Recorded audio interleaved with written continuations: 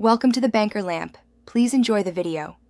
You begin by confirming power and connection. This prevents dropped commands. Once paired, update firmware and open the companion app so the macro engine has current libraries. Now create a named macro file that gives you a safe version to edit. Next, set an initial repeat count and a short delay between actions. These two parameters control timing and prevent input overlap. Make sure to enable macro mode in device settings, because without it, the recorded steps won't execute. You'll record the sequence next, executing each gesture deliberately so the device captures accurate coordinates and pressure. Once done, replay and observe where the UI lags, then insert conditional pauses or extend specific delays between 0, 2 and 1, 0 seconds to match load times.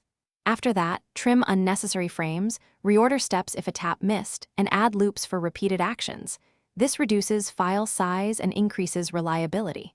Finally, label critical steps so you can return and tweak them faster. You're ready to deploy, but first test on a non-critical profile. Run 5 to 10 iterations to confirm consistent behavior. Once satisfied, export a backup macro file and document any device-specific offsets or scale factors you adjusted because these matter across displays. Then deploy to your target workflow. If something fails, first check coordinate offsets and UI scaling, slow the macro down, and re-record the problematic segment. That single troubleshooting step fixes. Thanks for watching. If this was helpful, leave a like and consider subscribing. See you next time.